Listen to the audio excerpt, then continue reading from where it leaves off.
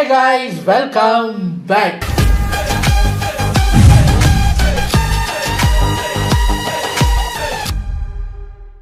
எனக்கு நம்ம delight cinemas சேனல்ல இருந்து ஒரு வீடியோ பார்த்தோன்னே தூக்கிட்டு வந்துட்டேன்.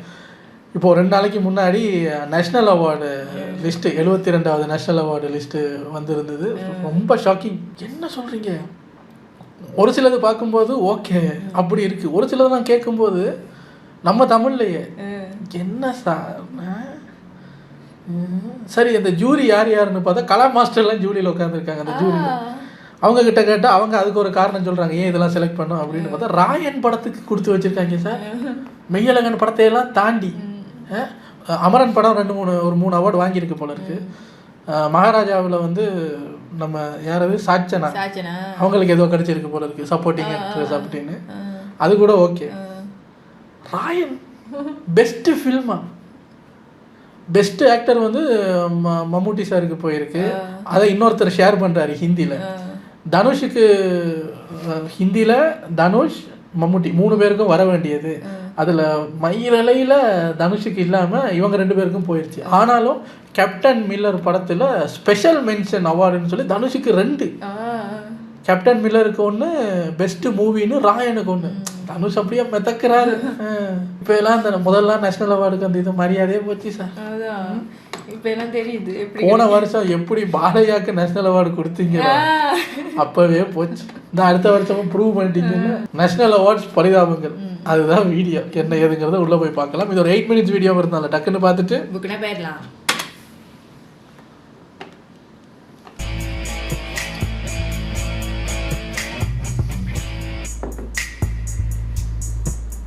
வணக்கம் and welcome to delight cinemas. இந்த வீடியோவில் நம்ம பார்க்க போகிறது எதை பற்றி அப்படின்னு பார்த்தீங்கன்னா, இப்போ தான் ரீசெண்டாக 2024 ரிலீஸ் ஆன படங்களில் எந்தெந்த படங்கள் எந்தெந்த கேட்டகரியில் யார் யாரெல்லாம் நேஷனல் அவார்டு வாங்கியிருக்கா அப்படிங்கிற வின்னர்ஸ் லிஸ்ட்டை அஃபிஷியலாக அனௌன்ஸ் பண்ணியிருந்தாங்க.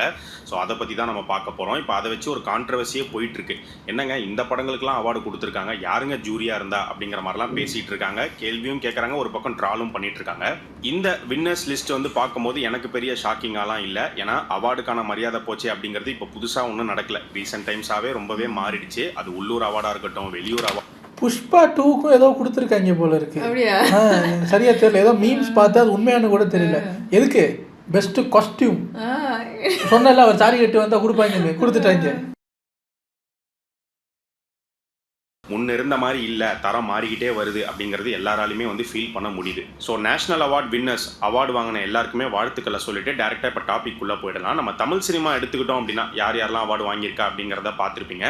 இப்போ இதில் போயிட்டு இருக்கிற ஒரு கான்ட்ரவர்சி என்ன அப்படின்னு பார்க்கும்போது, பெஸ்ட் தமிழ் ஃபிலிம் ராயன் படத்துக்கு கொடுக்கப்பட்டிருக்கு. ஃபர்ஸ்ட் இதை பார்க்கும்போது என்னது, ராயன் படம் நேஷனல் அவார்டு வாங்கியிருக்கா அப்படின்னு எல்லாருக்குமே ஒரு ஜர்க்கு, ஒரு ஷாக்கிங்காக தான் இருந்திருக்கும். தனுஷ் ஃபேன்ஸே எதிர்பார்த்துருக்க மாட்டாங்க இந்த படம் நேஷனல் அவார்டு வாங்கும். ராயன் ஒரு படமாக பார்த்தீங்கன்னா ரொம்ப நார்மலான ஒரு ஃபிலிம் தான், செமையான ஒரு படம் அப்படின்லாம் சொல்லிட முடியாது. அண்ட் நேஷனல் அவார்டுக்கு தகுதியுள்ள ஒரு படமானு கேட்டிங்கன்னா என்னை பொறுத்த வரைக்கும் கண்டிப்பாக இல்லை அப்படின்னு தான் நான் சொல்லுவேன். பட் எந்த காரணத்தினால, எந்த அடிப்படையில் இத்தனை படங்களுக்கு மத்தியில் ராயன் வந்து பெஸ்ட் தமிழ் ஃபிலிம் அப்படிங்கிற அந்த அவார்டை கொடுத்தாங்க அப்படிங்கிறது சுத்தமாக புரியல. ஏன்னா அதே வருஷம் பார்த்தீங்கன்னா ராயனை விட சிறந்த படங்கள் தமிழ் சினிமாவில் ரிலீஸ் ஆயிருக்கு. உதாரணத்துக்கு சொல்லணும் அப்படின்னா, விஜய் சேதுபதி நடித்து ரிலீஸ் ஆன மகாராஜா, கார்த்தி நடித்து ரிலீஸ் ஆன மெய்யழகன். ஆக்சுவலாக இப்போ சோஷியல் மீடியாலே வந்து ராயனுக்கு கொடுத்ததுக்கு பதிலாக மகாராஜாக்கோ இல்லை மெய்யழகனுக்கோ அவார்டு கொடுத்துருக்கலாமே அப்படின்னு தான் எல்லாருமே சொல்லிட்டு வராங்க. இப்போ ரைட்டிங் வைஸ் பார்த்தீங்கன்னா ராயன் வந்து செம சூப்பரான சாலிடான ஒரு ரைட்டிங் அப்படின்லாம் சொல்லிட முடியாது. ரைட்டிங்லேயே நிறைய ஃப்ளாஸ் அந்த படத்தில் இருக்கும். ஆனால் மகாராஜா, மெய்யழகன் ரெண்டுமே சாலிடான ஒரு ரைட்டிங். மகாராஜாவில் பார்த்தீங்கன்னா ஸ்க்ரீன் பிளே ரொம்ப காம்ப்ளெக்ஸான ஒரு ஸ்க்ரீன் பிளே, அதை நான் லீனியரில் கொண்டு போய் கரெக்டாக எந்த இடத்துல ஜாயின் பண்ணணுமோ அதெல்லாம் ரொம்பவே சூப்பராக பண்ணியிருப்பாரு. என்னை பொறுத்த வரைக்கும் மகாராஜாக்கு வந்து பெஸ்ட் ஸ்க்ரீன் பிளே அவார்டு கொடுத்துருக்கலாம் அப்படிங்கிற மாதிரி தான் தோணுச்சு. அண்ட் மெய்யழகன் வந்து பார்த்தீங்கன்னா கண்டிப்பாக பெஸ்ட் தமிழ் ஃபிலிம் அவார்டு கொடுத்துருந்தாங்கன்னா ரொம்பவே நல்லா இருந்திருக்கும். மெய்யழகன் படத்தை பற்றி இங்கே இல்லை, தெலுங்கு ஆக்டர் நானி அவரே ஒரு இன்டர்வியூவில் என்ன சொல்லியிருந்தாருன்னா, அந்த வருஷத்தில் வந்த படங்களில் பெஸ்ட் படம் எது அப்படிங்கிற கேள்விக்கு இந்த வருஷத்தில் இல்லை, மெய்யழகன் வந்து ஒரு டிக்கெட்கான ஃபிலிம், பெஸ்ட் ஃபிலிம் அப்படிங்கிற மாதிரி அவர் சொல்லியிருந்தார். அண்ட் அதே மாதிரி நம்ம ஊரில் தான் மெய்யழகனுடைய ஃபுட்டேஜை வந்து ட்ரிம் பண்ணாங்க, ரொம்ப பெருசாக இருக்குது, ஸ்லோவாக இருக்குது அப்படின்னு சொல்லி. ஆனால் மற்ற இடங்கள் கேரளாலலாம் வந்து பார்த்தீங்கன்னா அப்போல்லாம் எதுவுமே வந்து பண்ணலை. அதை டேரக்டரே வந்து ஃபீல் பண்ணார், நம்ம ஊரில் வந்து பார்க்க மாட்டாங்க ஆனால் மற்ற இடங்கள்லாம் வந்து பாராட்டுறாங்க, பார்க்குறாங்களே அப்படின்னு. இப்போ மகாராஜா நீங்கள் எடுத்துக்கிட்டீங்கன்னா பேர்ட்மேன் படத்தோடைய ஸ்க்ரீன் ரைட்டர் அலெக்சாண்டர், அவர் இந்த படம் பார்த்து பிடிச்சி போய் பர்சனலாக நிதிலன் சுவாமிநாதனை இன்வைட் பண்ணி அப்ரிஷியேட் பண்ணார். அந்த ஃபோட்டோ கூட அப்போ ரிலீஸ் ஆச்சு. ஸோ மகாராஜா இங்கே நல்லா தான் பெர்ஃபார்ம் பண்ணிச்சு பாக்ஸ் ஆஃபீஸில், இல்லைன்னு சொல்ல வரல. அதுக்கப்புறமா நெட்ஃப்ளிக்ஸ்லையுமே பயங்கர குளோபலான ஒரு ரீச் அந்த படத்துக்கு கிடச்சிது. அதுக்கப்புறம் சைனாவில் அந்த படத்தை வந்து ரிலீஸ் பண்ணாங்க. இப்போ மகாராஜா அண்ட் மெய்யழகன் இந்த 2 படங்களுக்குமே நேஷனல் அவார்டு சுத்தமாக கிடைக்கல அப்படின்னு சொல்லிட முடியாது. கிடைச்சிருக்கு. மகாராஜாவில் அந்த பொண்ணுக்கு நேஷனல் அவார்டு கொடுத்துருக்காங்க, மெய்யழகனுக்கு சவுண்ட் டிசைனருக்கு நேஷனல் அவார்டு கொடுத்துருக்காங்க. பட் அதெல்லாம் தாண்டி பெஸ்ட் தமிழ் ஃபிலிம் இல்லை பெஸ்ட் டேரக்டர் அப்படி இல்லைனா பெஸ்ட் ஸ்க்ரீன் பிளே இந்த கேட்டகரிஸில் இந்த 2 படங்களுக்கு ஏதாவது ஒரு படத்துக்கு கிடைச்சிருந்தா ரொம்பவே நல்லா இருந்திருக்கும். இந்த 2 படங்கள் மட்டும் இல்லை, இதை தாண்டி இன்னும் ஒரு சில நல்ல படங்கள் 2024 தமிழில் ரிலீஸ் ஆச்சு. ஜே பேபின்னு ஒரு படம் வந்துச்சு, எத்தனை பேர் பார்த்துருப்பீங்க அப்படிங்கிறது தெரியல. பா ரஞ்சித் தான் தயாரிச்சிருப்பாரு, அதனாலேயே கூட அந்த படத்தை அவங்க தவிர்த்துருக்கலாம். ஆக்சுவலாக அந்த ஜே பேபி படத்தில் இருக்கக்கூடிய ஒரு ஸ்பெஷாலிட்டி என்னன்னு பார்த்தீங்கன்னா, பொதுவாக பா ரஞ்சித் இயக்கிற படங்களாக இருக்கட்டும் இல்லை தயாரிக்கிற படங்களாக இருக்கட்டும், கண்டிப்பாக அவருடைய அரசியல் வந்து உள்ளுக்குள்ளே வந்துடும், எப்படியாவது கொண்டு வந்துருவாங்க, திணிச்சிருப்பாங்க. ஆனால் ஜே பேபியில் அந்த சாயல் எதுவுமே இருக்காது. என்ன கதையோ அதை நோக்கி மட்டுமே தான் படம் போகும். ரொம்பவே யதார்த்தமாக அழகாக வந்து எடுத்திருப்பாங்க. மாரி செல்வராஜோடைய வாழையும் அதே வருஷம் தான் ரிலீஸ் ஆச்சு. அந்த படத்துக்கும் எந்த ஒரு அவார்டும் கிடைக்கல. கொட்டுக்காளியும் அதே வருஷம் தான் ரிலீஸ் ஆச்சு. கொட்டுக்காளிலாம் உள்ளூர்லேயே முடிச்சு விட்டாங்க. இது வந்து படமே இல்லைங்க, இது வந்து விளாகு, சும்மா ஆட்டோவில் போயிட்டே இருக்காங்க அப்படின்னு சொல்லிட்டாங்க. ஆக்சுவலாக நீங்கள் பார்த்தீங்கன்னா அது ஒரு different type of film making. அதில் ஒரு மெட்டஃபரிக் ஸ்டோரி டெல்லிங் வந்து இருக்கும். எனக்கு அந்த படம் பார்க்கும்போது பிடிச்சிருந்துச்சு. பட் அந்த படத்துக்கு ஒரு சரியான அங்கீகாரம் கிடைக்கல அப்படின்னு தான் வந்து நான் ஃபீல் பண்ணுறேன். படங்களை தாண்டி ஆக்டிங் வைஸ் பார்த்தோம் அப்படின்னா எனக்கு பிடிச்சிருச்சு. தங்கலானெல்லாம் எனக்கு ரொம்ப பிடிச்சது. ஆனால் ரிவ்யூஸ் எல்லாம் ஒரு மாதிரியாக தான் வந்தது. அது தெரியல, ஒவ்வொருத்தருக்கும் ஒரு மாதிரி. 2024 சியான் விக்ரமுடைய தங்கலான் படம் வந்து ரிலீஸ் ஆச்சு. படமாக பார்த்தீங்கன்னா அந்த படமும் வந்து செம்மையான ஒரு படம் அப்படின்லாம் சொல்லிட முடியாது.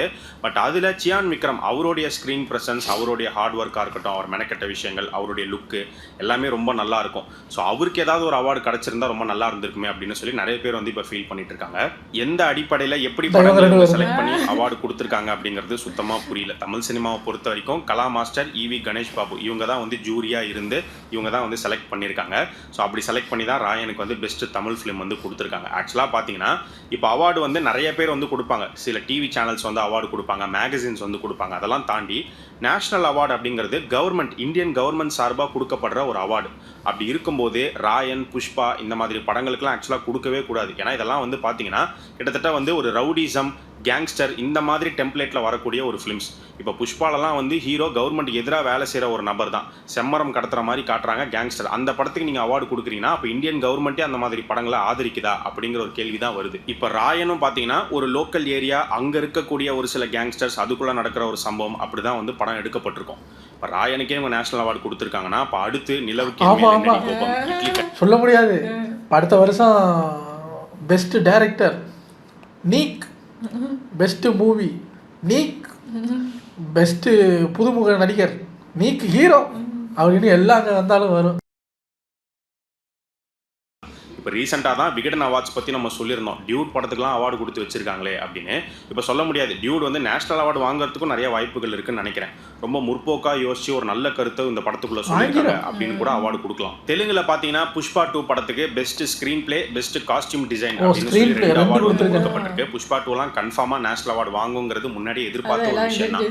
ஃபேன்ஸே வந்து பயங்கர கான்ஃபிடென்ட்டாக இருந்தாங்க. ஆனால் அவங்க எதிர்பார்த்தது வந்து அல்லு அர்ஜுன் 2வது பெஸ்ட் ஆக்டர் வாங்குவார் அப்படின்னு சொல்லி. ஆனால் ஒருவேளை நேஷனல் அவார்ட்ஸ் என்ன நினச்சாங்கன்னு தெரில. பார்ட் 1 தான் வந்து அல்லு அர்ஜுன் கொடுத்துட்டோமே, பார்ட் 2 வந்து சுகுமாருக்கு கொடுக்கலாம் அப்படின்னு கூட வந்து பெஸ்ட் ஸ்க்ரீன் பிளே வந்து இப்போ கொடுத்துருக்கலாம். ஆக்சுவலாக என்ன கேட்டிங்கன்னா 2024 ரிலீஸ் ஆன தெலுங்கு படங்களில் லக்கி பாஸ்கருக்கு பெஸ்ட் ஸ்க்ரீன் பிளே கொடுத்துருக்கலாம், ரொம்பவே ஒர்த்தான. ஆனால் அந்த படத்துக்கும் வேற ஒரு கேட்டகரிக்கு அவார்டு கொடுத்துருக்காங்க, பெஸ்ட் டயலாக் அப்படின்னு சொல்லி. டயலாக்ஸ் உண்மையிலே செம்மையாக தான் இருக்கும். பட் டயலாக்ஸை விட பெஸ்ட் ஸ்க்ரீன் பிளே கொடுத்துருந்தா இன்னுமே சூப்பராக இருந்திருக்கும். மலையாளத்தில் பார்த்தோம் அப்படின்னா பிரம்மயுகம் படத்துக்காக ஆக்டர் மம்முட்டி, அவருக்கு வந்து பெஸ்ட் ஆக்டர் அப்படிங்கிற கேட்டகரியில் நேஷனல் அவார்டு வந்து கொடுக்கப்பட்டிருக்கு. உண்மையிலே பார்த்தீங்கன்னா அது பார்க்கும்போது ரொம்பவே ஒர்த்தாக தான் இருந்துச்சு. மம்முட்டியோடைய நடிப்பை பொறுத்த வரைக்கும் அவர் நடிக்கிற மாதிரியே தெரியாது, ஆனால் பயங்கரமான ஒரு நடிப்பை கொடுத்துருவாரு. அப்படிதான் பிரம்மயுகம் படத்துலையுமே அவர் நடிச்சிருப்பாரு. அவருடைய ஸ்க்ரீன் ப்ரெசன்ஸே வந்து செம ஹாண்டிங்காக வந்து அந்த படத்தில் இருக்கும். ஸோ அந்த படத்துக்காக அவருக்கு அவார்டு கொடுக்கப்பட்டது வந்து சந்தோஷம் தான். ஸோ 4வது முறையாக நேஷனல் அவார்டு வந்து அவர் வாங்கியிருக்காரு. ஒரு மேடையில் வந்து அவர் சொல்லியிருப்பார், எனக்கும் கமல்ஹாசன் எங்கள் 2 பேருக்கும் தான் போட்டி, நாங்கள் 2 பேருமே 3 தடவை நேஷனல் அவார்டு வாங்கியிருக்கோம், 4வதா அடுத்து யார் வாங்க போறா அப்படிங்கிற மாதிரி அவர் சொல்லியிருப்பாரு. இப்போ 4வது முறையாக மம்முட்டி வாங்கியிருக்காரு. ஸோ இதை ஞாபகம் வச்சு உலகநாயகன் வந்து பார்த்தீங்கன்னா ஒரு பாசிட்டிவாக ஒரு ட்வீட் போட்டு அவரை வந்து பாராட்டியிருக்காரு. ஸோ மம்முட்டி பிரம்மயுகம் படத்துக்குலாம் அவார்டு கொடுத்தாரு. இல்லை, கமல் சாரே சொல்லியிருக்காரு, நீங்கள் ஒரு வாட்டி இப்படி சொன்னீங்க, சொன்னதை காப்பாற்றிட்டீங்க, வாழ்த்துக்கள் அப்படின்னு இவர் போட்டிருக்காரு. அதுக்கு இவர் நன்றி சொல்லியிருக்காரு. இப்போ கமல் சார் பார்ப்பாரு, ஓ ராயனுக்கு கிடைச்சிருக்கா, அங்கே வந்து புஷ்பாக்கெல்லாம் கிடைக்குதா, மம்முட்டி ஐ ஆம் கம்மிங் இண்டியன் டூக்கு கொடுப்பாங்க பாருங்க நேஷ்னல் அவார்டு. அதை வாங்கிட்டு வந்து உங்கள் கூட நான் சமமாக்கிடுறேன் பாருங்க. அவர் பார்ப்பாரு, புஷ்பாக்கெல்லாம் கொடுக்குறீங்க, இப்போ எனக்கு கொடுங்க சார் இந்தியன் டூக்கு. கொடுத்துருவாங்க, அதெல்லாம் கொடுத்துருவாங்க. ஓகே. ஆனால் அதே 2024 மலையாளத்தில் ரிலீஸ் ஆன ஆடு ஜீவிதம் த கோட் லைஃப் அந்த படத்துக்கு ஒரு அவார்டு கூட கிடைக்கல. ஆக்சுவலாக பார்த்தீங்கன்னா அது செமையான ஒரு படமாக இருந்துச்சு. அந்த படத்தில் வந்து பிருத்திவிராஜ் ரொம்பவே மெனக்கெட்டு நடிச்சிருப்பாரு. அவருடைய ஆக்டிங்கோ இல்லை படத்துக்கோ ஏதாவது ஒரு கேட்டகரியில் அவார்டு வந்து கொடுத்துருக்கலாம். ஸோ அது ஏன் கொடுக்கல அப்படிங்கிறது தெரியல. ஸோ எல்லா பக்கமும் ஒரு பெரிய டிசப்பாயின்மெண்ட் தான் இந்த நேஷனல் அவார்ட்ஸ் அனௌன்ஸ்மெண்ட் வந்து கிரியேட் பண்ணியிருக்கு அப்படின்னு நினைக்கிறேன். நாளுக்கு நாள் அவார்டுக்கான மரியாதையே போச்சே அப்படிங்கிறது இன்க்ரீஸ் ஆகிட்டே தான் போகுது. இதை சரி செய்யணும் அப்படின்னா சிம்பிள். ஒவ்வொரு வருஷமும் அந்தந்த லாங்குவேஜில் ரிலீஸ் ஆகக்கூடிய படங்களில் நல்ல தரமான தகுதி வாய்ந்த படங்களை செலக்ட் பண்ணி அவார்டு கொடுத்தாலே எல்லாமே சரியாயிடும்.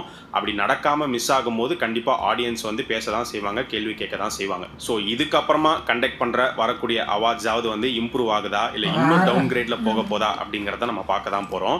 ஸோ நீங்கள் பொதுவாக இந்த அவார்ட்ஸை பற்றி, இப்போ கொடுக்கப்பட்டிருக்கிற இந்த நேஷனல் அவார்ட்ஸை பற்றி நீங்கள் என்ன நினைக்கிறீங்க, உங்களுடைய கருத்து என்ன அப்படிங்கிறத மறக்காமல் இந்த வீடியோவுடைய கமெண்ட் செக்ஷனில் சொல்லுங்கள். நீங்கள் சொன்னது தான் இப்படி தான் போகுது. ஏன்னா போன வருஷம் புஷ்பா 1க்கு இப்போ புஷ்பா 2க்கு, அடுத்த வருஷம் புஷ்பா 3 எடுத்துருவாங்க. இப்போ புஷ்பா 3க்கு யோசிப்பாங்க, முதல் அல்லு அர்ஜுனுக்கு கொடுத்தோம், அப்புறம் டேரக்டருக்கு கொடுத்தோம், இப்போ 2 பேருக்கு சேர்த்து கொடுப்போம். இல்லை வேணாம் ராஷ்மிகாவுக்கு கொடுத்துருங்க. ராஷ்மிகா பாவம் பார்ட் 1லையும் பார்ட் 2லையும் ஒன்றும் கிடைக்கலையா, பார்ட் 3ல அவங்களுக்கு கொடுத்துருங்கன்னு கொடுத்தாலும் கொடுப்பீங்க. அந்த படத்தில் இருக்க எல்லாருக்கும் கிடைக்கும் போல. ஆமாம். இப்போ எல்லாம் அவார்டு கொடுக்குறாங்களா இல்லை வாங்குறாங்களான்னு தெரியலையே. அப்போ எனக்கு ஒன்று கொடுங்க, சும்மா தானே இருக்கேன், போர் அடிக்குது எனக்கு, சும்மா கொடுங்க வச்சுக்குவோம். எனிவேஸ் உங்களை அடுத்த வீடியோவில் வந்து சந்திக்கிறேன் சார். பாய்.